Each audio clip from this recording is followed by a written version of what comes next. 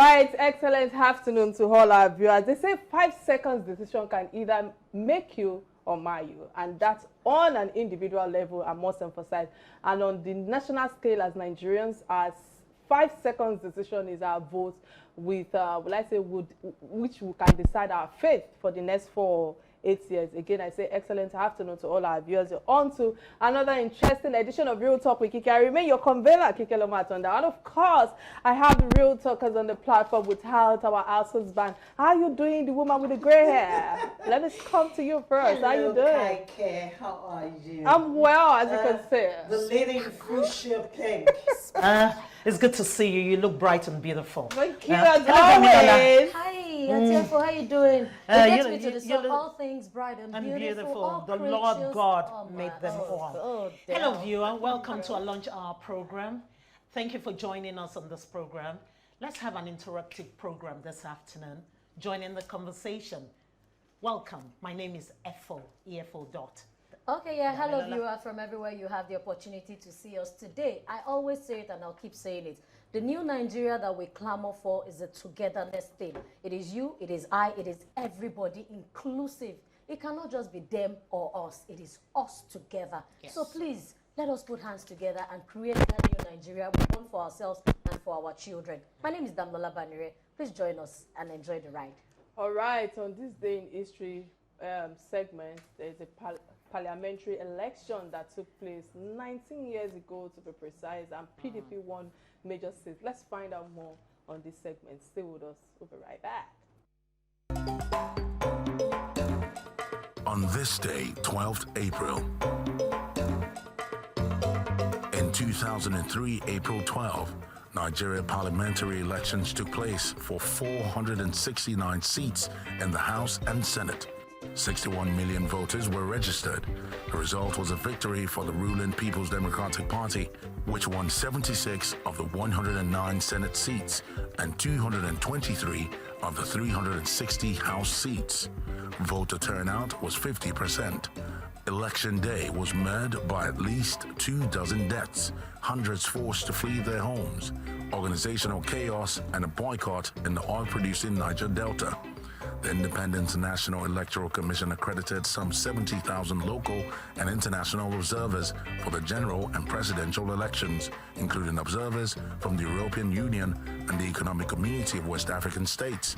The latter endorsed the legislative and presidential elections as free, fair, and transparent, while most observers, in particular those from the European parliaments, declared the elections were more peaceful than expected, but marred with significant flaws.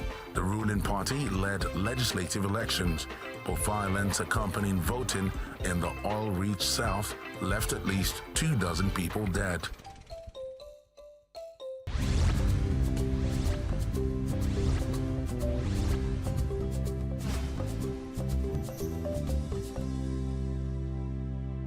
It's on this day in history segment, I think 2003, so unfortunate, yes, but 61 votes were registered, and I just feel that, let me come to you first, Dabola. What's your take on this day in history? I know there's a back and forth that actually went on this day in history segment. One thing I'll take out from any election that we are going to have or that we have had in Nigeria is credibility. The fact that I know elections happen all over the world, and people's lives who are involved in voting process should be priority, not leaving loopholes here and there. And of course, on this day in history, 17 years ago, left about 24 of people dead, which was totally unnecessary. We're going into another election barely 11 months' time. I think a few days back, I saw that somewhere in Osun State, the APC chairman of Osun was shot. And these things keep going on. It's not do or die. The Independent Electoral Commission, INEC, should also put in place security check because of the voters. That's very paramount. We can't keep doing election and losing life and losing lives. No, credibility, free and fair election is very important, either past or to come in the nearest future. All right, quickly, CFO. I'll just add to what Damilola has said just a short while ago. It really beats my imagination to know that because of an election, human lives must be lost. So I just pray that going forward, even in the new the next upcoming election, that we won't have to lose the lives of, innocent Nigerians. It's not necessary. It's elections are a call to service. So why should the ordinary Nigerians lose their lives because somebody is going to serve? All right. Because of time, I think you both have said it all. Yeah. What is more paramount to me as well, just to echo your submission, is the fact that I don't think that we should lose innocent lives to make sure that there's growth and civility and development in our country. I think that is one thing that our leaders needs to be conscious of. All right, I opened the show with making a wise choice of leaders, and I think that for today we will be interviewing a former governor in the country who ran 2 terms, and he is also currently seeking Nigerian support to be the next president. And let's, I like to keep it simple today because we're going to be asking a lot of questions right now. To the show you gave Mr. Peter Obi, I must say that you are one of the most celebrated governors in Nigeria history today, with numerous awards. I must emphasize on that. And I'm so honored to have you on this platform, Real Talk with Kike, on this lunch show. How are you doing today, sir? Let's start from there. Well, thank you. I'm doing well. Thank you for inviting me. I'm very grateful to be here. But this is the first time I'm being standing in a Maybe we should say blessed that you are blessed women. I thought it used to be 30% you people wanted, but yeah, it took 75%. So I was expecting. No, we have a male figure on this platform. I was expecting 30%, but it took 75%. Yeah. Okay, we'll get there. We'll get to that conversation. Yes. All right, because of time, let's just dive straight into the conversation, because I know that, you contested in 2019 and to become the vice president of this country with your running mate, former vice president Atiku. And I must ask you, what difference is your political strategy now, and what vision do you have for Nigerians in 2023 election that is fast approaching? Well, let me just correct it. In 2019, I was privileged to be, and I remain grateful to Alhaji Atiku for the choice of me. He was one who chose me at that time to be his running mate. The way conventions work is that you elect a candidate and he single-handedly chooses somebody to work with, and he chose me that time. And I remain grateful for that. And of course, like I always say, my leader is my boss, and a very good man and a unifier. This time I'm contesting for the post of the president. So it's a totally different thing.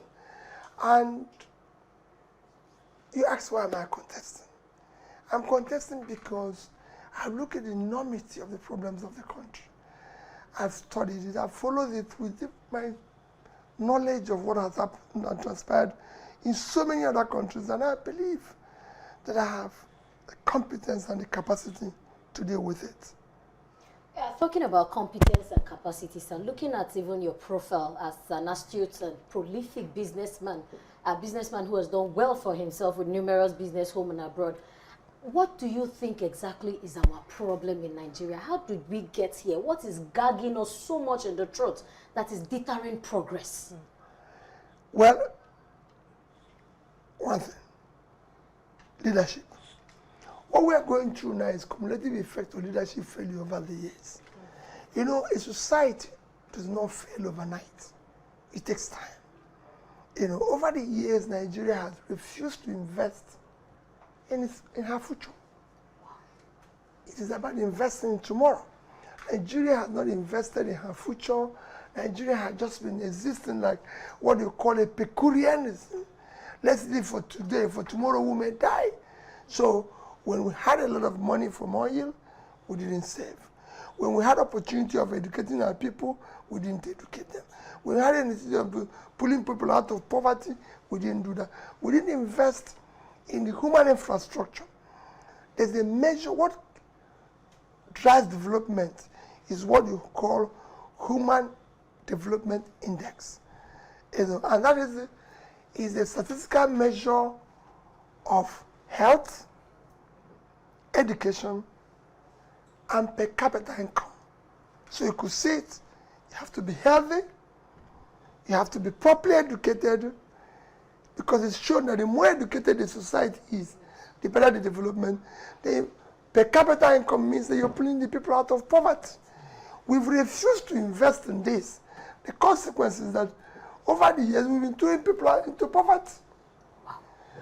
So by 2019, we had more people living in poverty than two biggest countries of the world combined, China and India, with a total of 2.8 billion, and we're just 200. But we have more people living in poverty than two of them combined. So it's a crisis because you've not invested. I dare say that Nigeria needs fixing. We all don't have a doubt about that.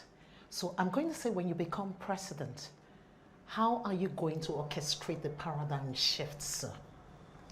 It's a very simple thing. Just like I told you, you need to start investing in these three core areas that I said now. You have to start investing.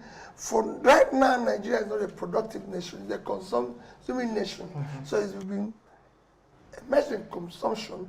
You need to remove it and bring it to production. So the only way you can do that is to start pulling people out of poverty. People have to have a means of life. You have now a situation where today you have the highest number of people living in poverty. You have the highest number of out-of-school children. Your people are living in misery, in pain. Your unemployment rate is so high, over 33%. And then, of course, by the time you add on underemployment, you're talking about 55%, out of which 60% of this population are the young ones in their productive age. You know, your biggest productive assets is not producing anything, which is the youth. It is that youth that they have entrepreneurial spirit to take risks, to do this, they're not doing anything. So you need to start investing in it. You need to start doing it, and you need to do it aggressively. It is a difficult task, but not inevitable. It's not something that is unachievable. China in 1990 had 90% of its population living under poverty. Today they have less than 2%. So is Vietnam. 95%. Today they have less than 2%. So it's done across nations of the world, and you can do it. It's not something that you can. There's models that have been applied everywhere, and know that you can do it. It's very easy. I think I like that submission coming from you from China, because most of the videos that I've seen in terms of your interview, you like the China comparison, and I agree, because there's growth from their hand, you know. But, you know, looking at you, I like another part that I think I appreciate is the entrepreneurship aspect of your life. So I want to come from the angle of revenue generated aspect or sector, because I feel that Nigeria lost about $5.5 million to oil theft, you know, from the Boni terminal alone last year till date, you know, because it's still a challenge till date, you know. And I would like to ask, how would you tackle the oil theft and revenue in Nigeria, knowing that it has become a problem of sabotage, and there's no one at the moment trying to find solutions to these challenges? What's your take on this? Well, let me go back to what you said about China, my comparison of China and everything.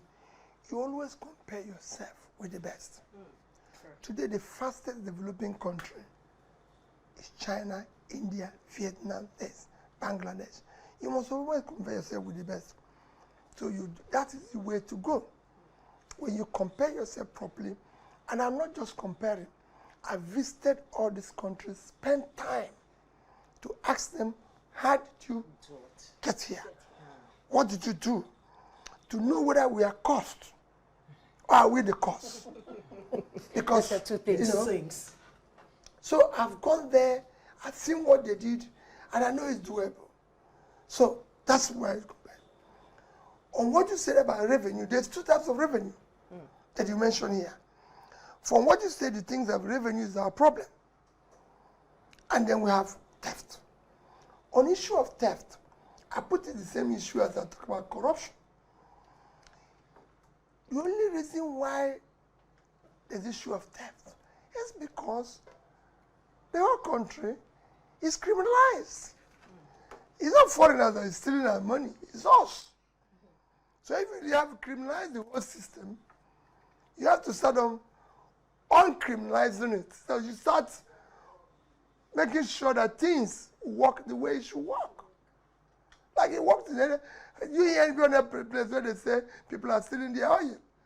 You can't have people stealing your property if you people are not also thieves yourself. On issue of revenue, you will see a government every day said revenue to GDP is low. Your revenue to GDP is low because your people are poor. Your people are unemployed.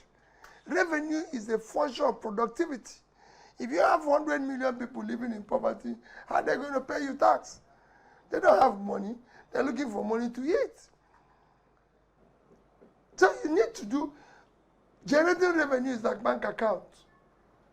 You have to pay something in. Then you can withdraw. And what you're paying in is by investing in your people. When you invest in them, you can take it out.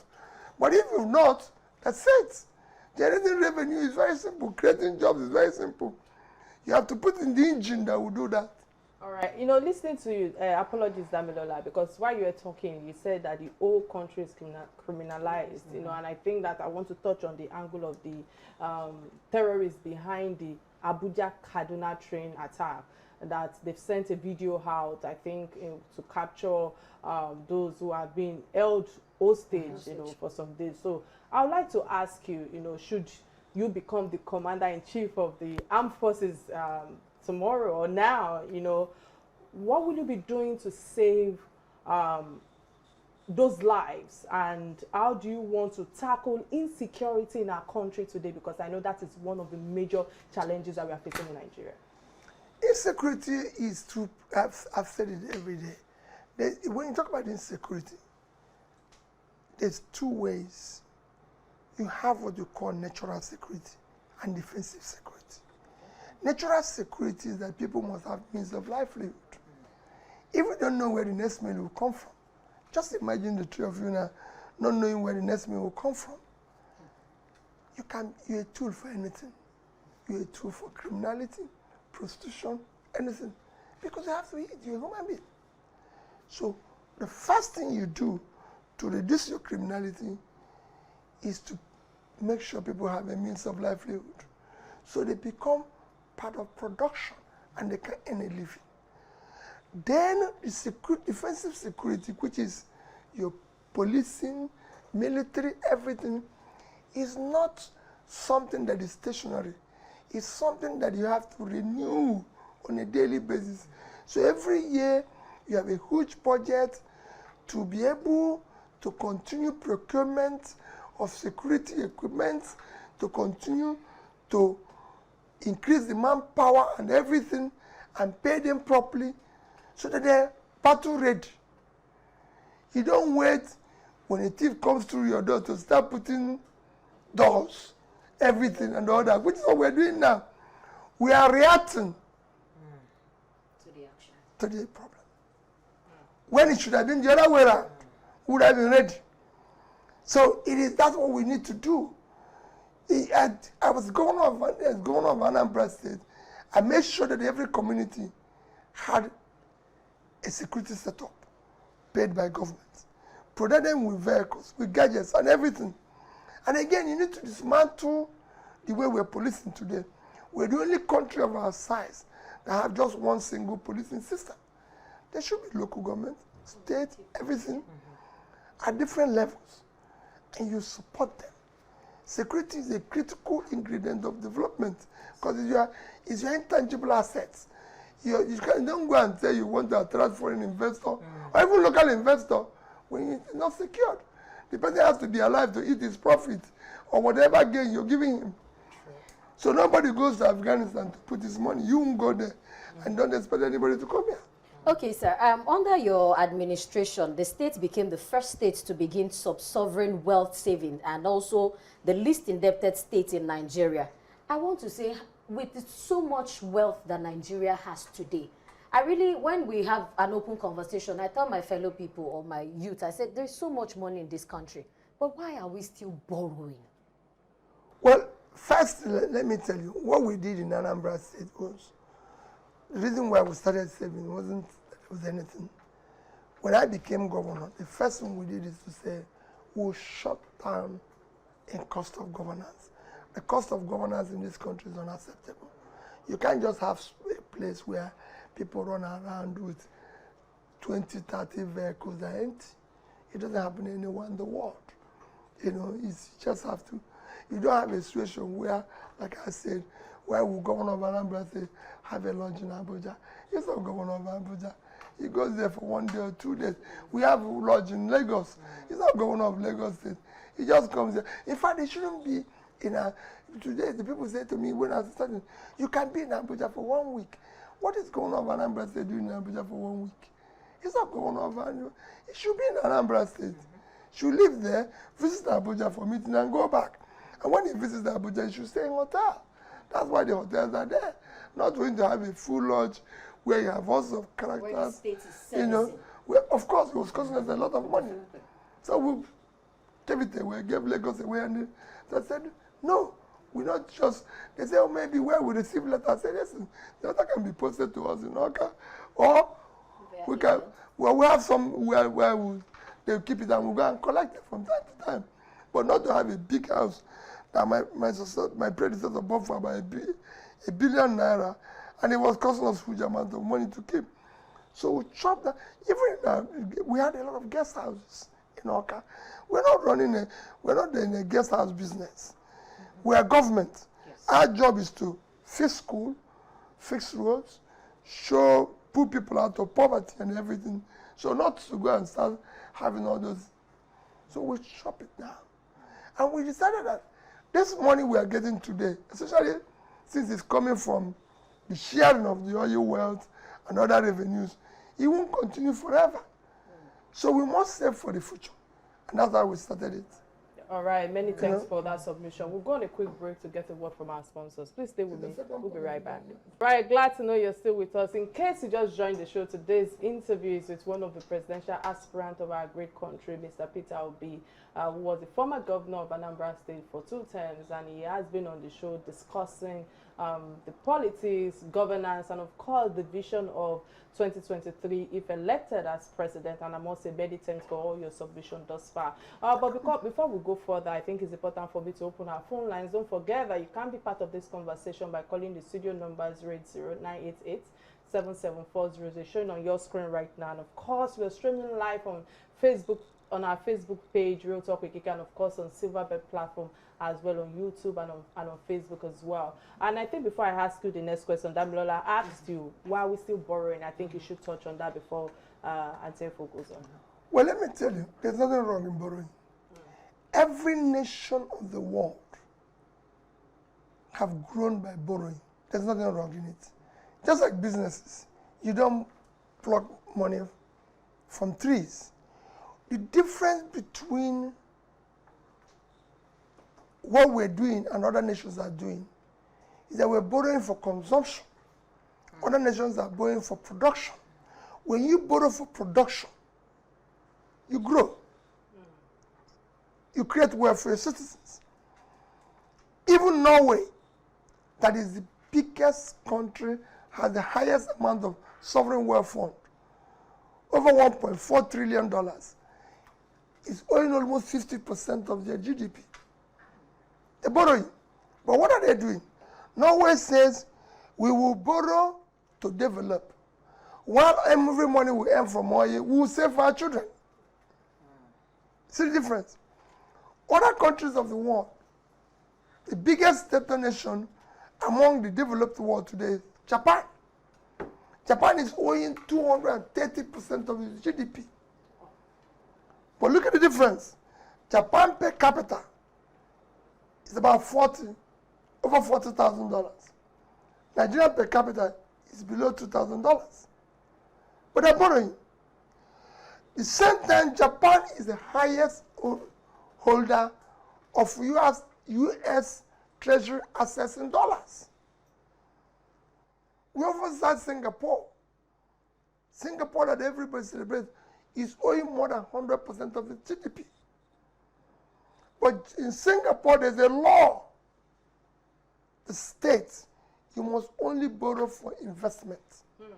So if you borrow for investment, I've given so many examples that I can tell you. I always tell people, one that I always remind people is Bangladesh.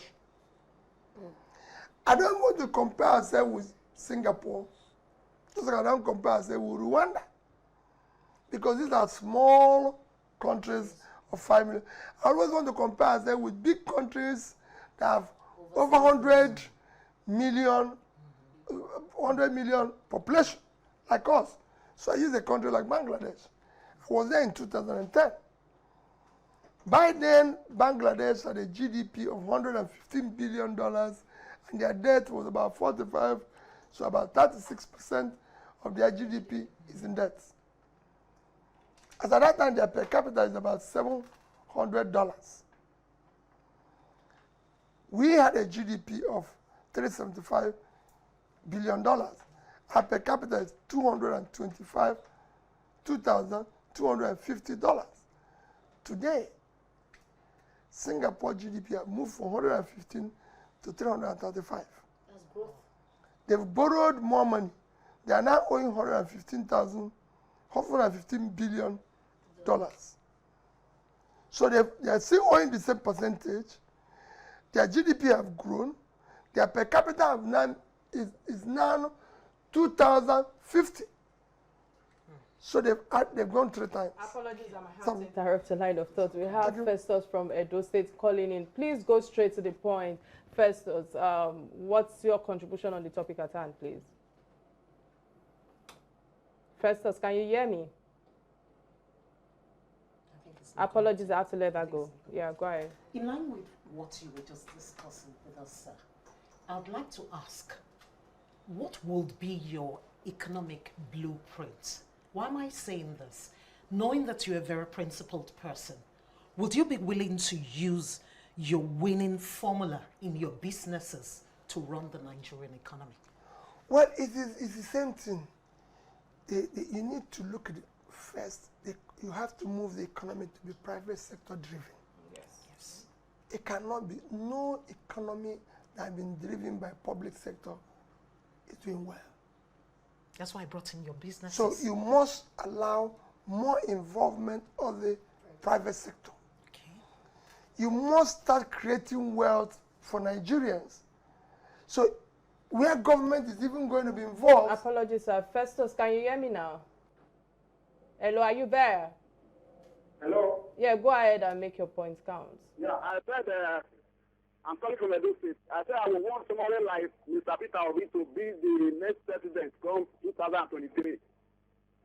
I think because when he was governor of Anambra State, he did very well. The security aspect of it, the decentralization and all. He fixed most of the routes because I was there when he was the governor. So I'm a Benin man. So for me, I would prefer Nigerians to vote for such a man. Festus for many thanks, Festus. Yeah, go ahead, sir. Okay. So we're talking about the economy. If you were prepared to use your winning formula, you talked about the private sector. It is the private sector that drives an economy. If we are doing the right thing, even our borrowing, like you mentioned, if we're borrowing in the right direction, what I would have done is to encourage private sector-led borrowings and supporting them and using the local capital market. That will allow our capital market to grow. That will allow Nigerians to make money. That will bring in more efficiency in management of those projects that is involved. Why do we have to go and borrow money from China to build an airport? All right. You know, because of time, I think that we have to wrap up on this. You know, one of the questions I believe that I must ask you on this platform also, apologies, I might not be able to answer that call, okay, right now, please, is that I heard of the May 28th presidential primary of the People's Democratic Party, the PDP. You know, there are 4 aspirants from the southeast extraction, including former Senate President, that's Pius Ayum, and of course yourself and 2 other aspirants who came together on this census, you know, or consensus rather. So I would like to know what have you agreed upon for the aspiration of the Southeast at the presidency? Because I feel that, you know, throwing it open is also a bit confusing to a lot of people out we there. agreed to work together as brothers. We agreed to work together for the interest of Nigeria.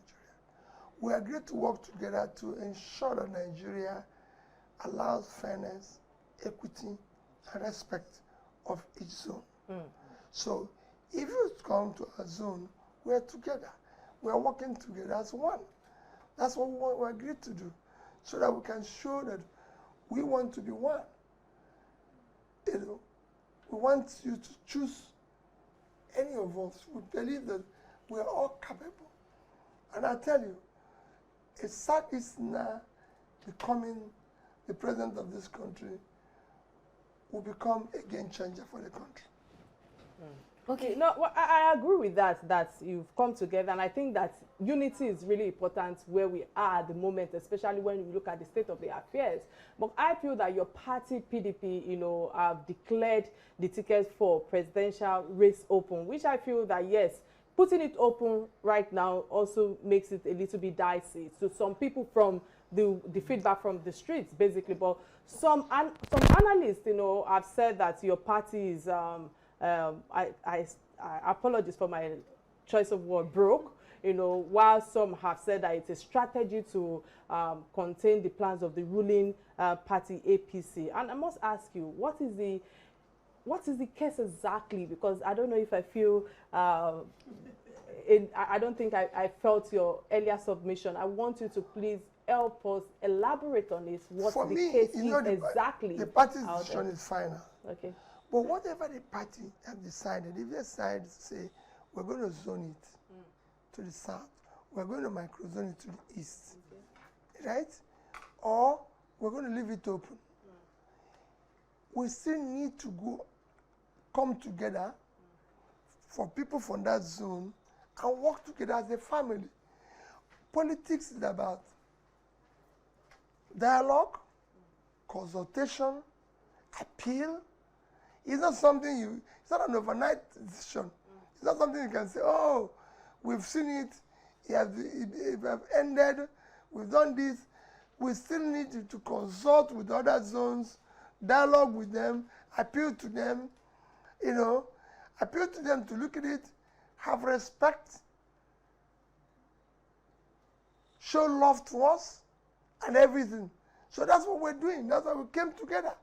So even if it's open, even if it remains open in the end, we still need to dialogue and consult other people.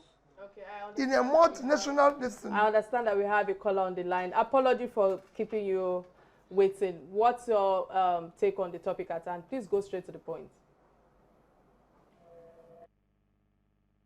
Hello? Hello, you're with us. Excellent afternoon. Okay.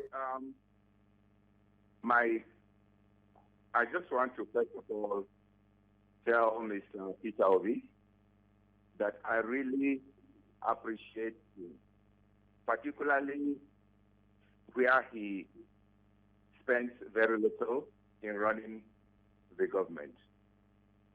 And I'm one of those praying for him that when he gets there, he will continue in that aspect. Because the cost of governance is really one of the problems we're having in Nigeria. Secondly, I really want him to apply his economic principles in making our naira of value to us. Because the way the naira is being handled now, when we are not selling oil, we are in problem. When we are selling, we are in problem. So I like to have his views of how he's going to ensure that because of the export of the crude oil, our naira becomes stronger when we sell more oil, just as it gets weaker when we sell less quantity of crude oil. Thank you. Thanks for that. Yeah. Madam Efo. Okay. I thought he was going to answer because he asked him a question. Yeah, there's a question he asked about He the asked issue him a of the question. naira and the dollar. Quite frankly, we cannot continue to depend on oil for our access to dollar. So many other countries without oil. I just came back from Morocco about a week ago. Morocco is the country in Africa that exported over $40 billion worth of export without oil. They're actually exporting over 10 billion from car manufacturing, over 8 billion from agriculture. The list is, you can go on and on. And I like what Joanna you're saying. Let me tell you that one of the biggest exporting nations of the world is Netherlands. Netherlands is exporting $120-something billion in foodstuffs.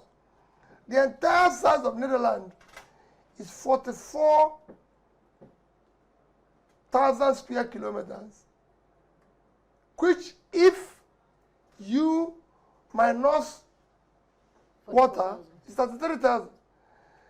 The entire Niger state is 76,000 square kilometers.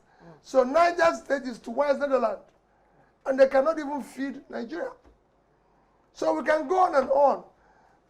Vietnam is doing 280-something billion worth of exports.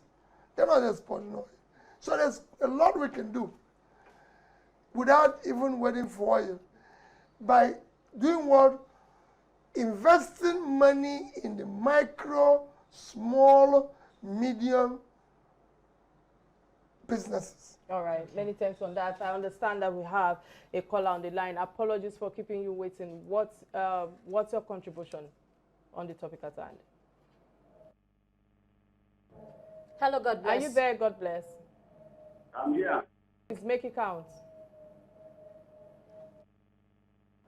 Apologies. I want to speak with my rightful candidate. Okay, thank you. The history of what he did in River State last time. He did marvelously well, and he's the kind of person that we need for the job. But I want to ask my able candidate, please, what will he do if he becomes the president of Nigeria? He's tackling the issue of this continuous rise in dollar, pound sterling, and making the naira to be very useless. The other day, I calculated my salary with the exchange rate to know how much I'm earning in dollars. I came to find out that it's not even up to $70. This is what we are having. That is number one. Secondly, the issue of our refineries, and every day Nigeria keep going abroad to go and refine oil and bring and give us to sell. Our refineries, how are you going to fix all these things and bring and help us? Because I remember when Yaradua entered, Yaradua, the first thing he did was to put the refineries in order, brought the oil price from 84 naira to 62 naira, if I'm not correct. And okay, all right, many thanks.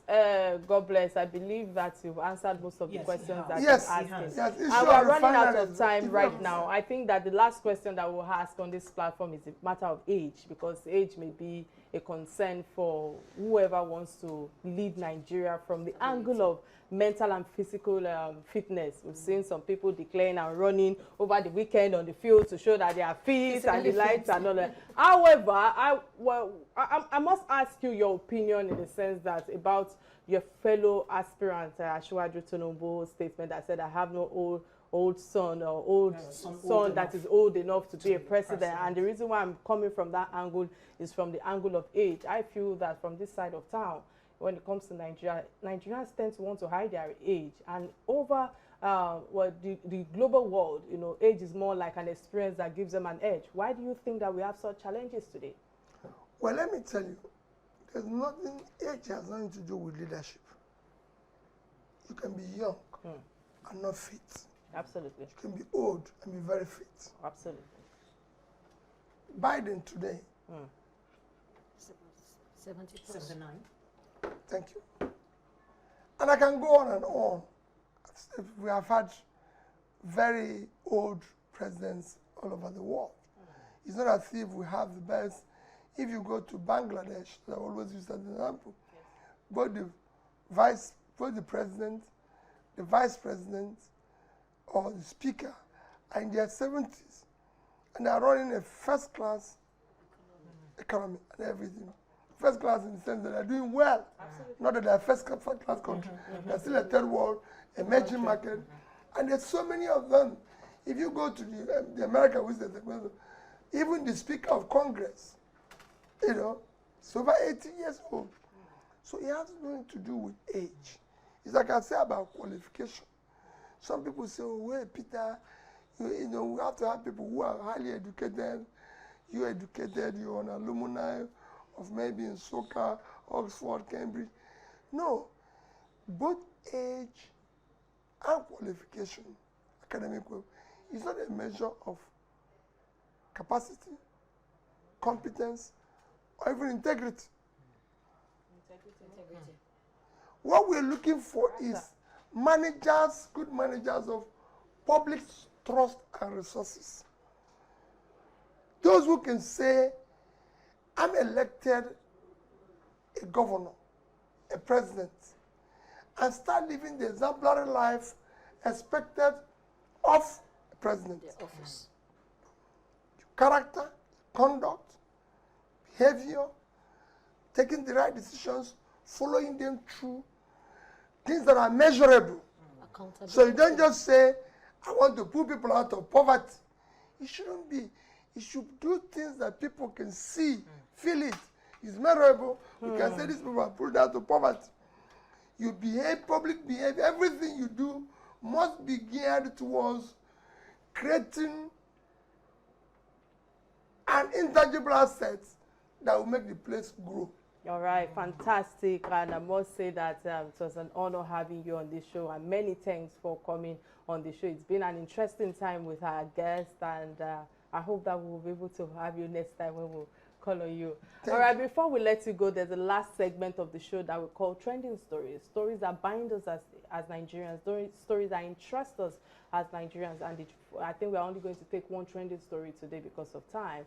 The trending story that caught our attention, you know, is that of the Osinachi, that Osinachi Nwachuku, that the husband, you know, hit on the chest, that later died, and we've been seeing all sorts of reactions on social media. But before I give my submission on this, Antefo, let me come to you first. What's your take on this story?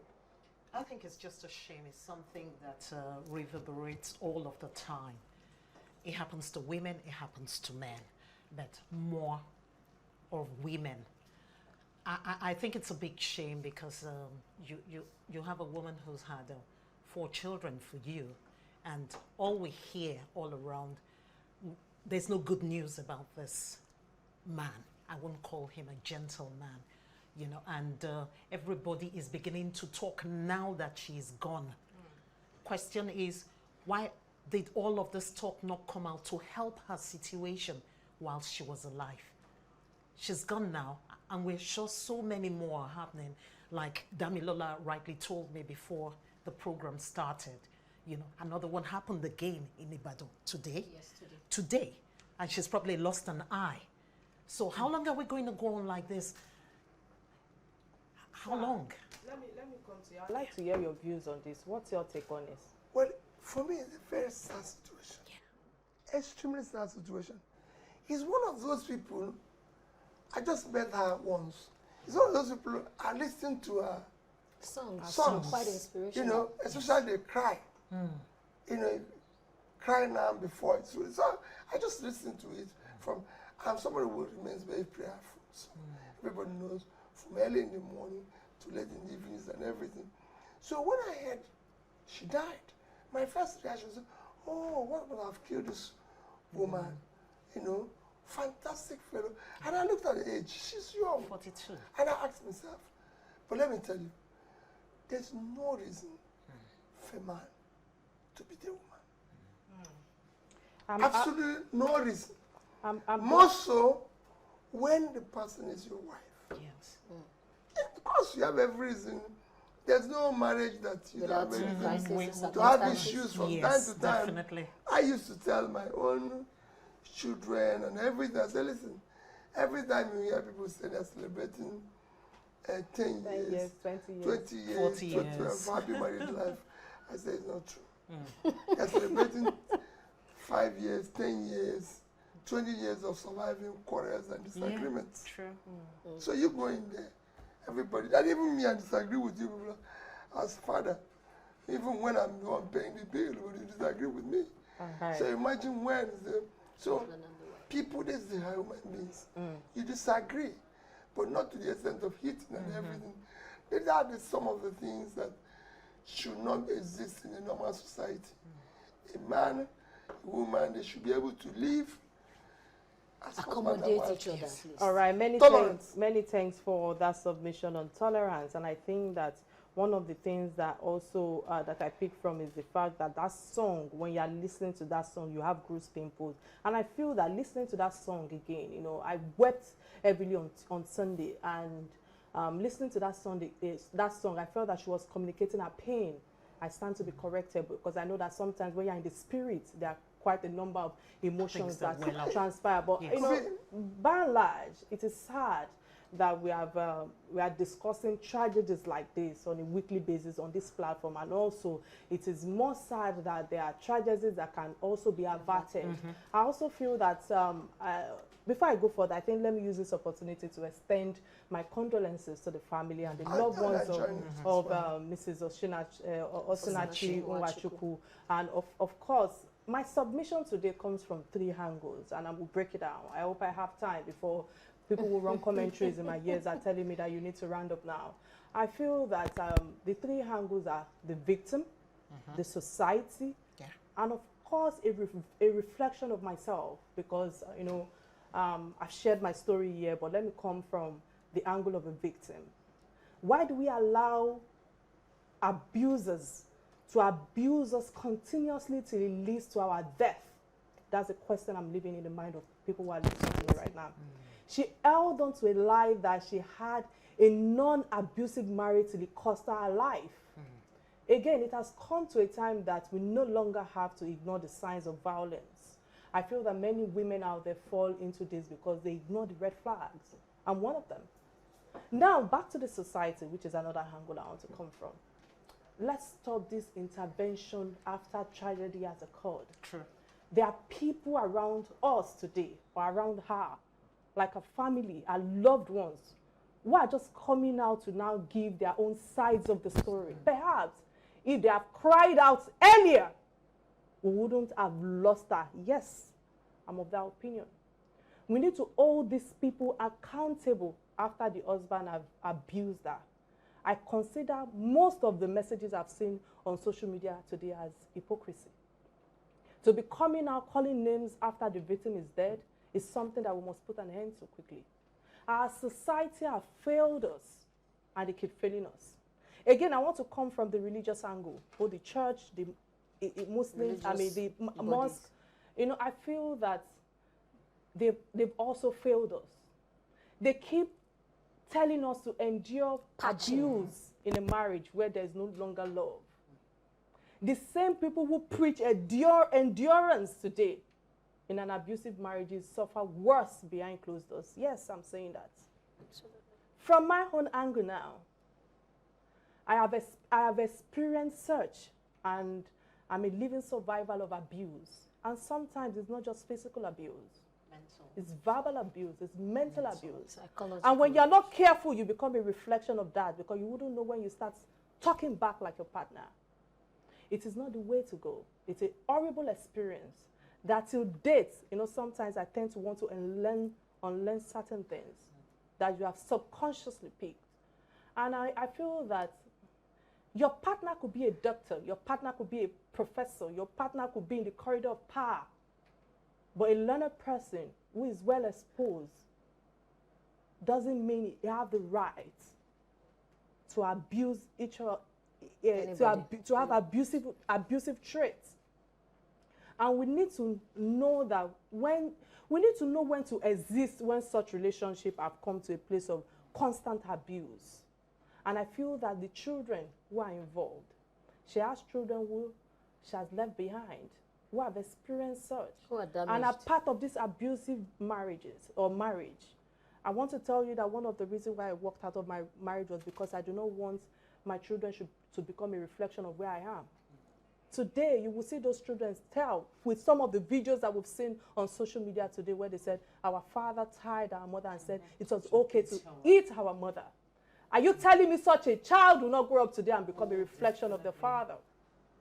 So I'm saying, who knows what will become of them, because this is how monsters are being created.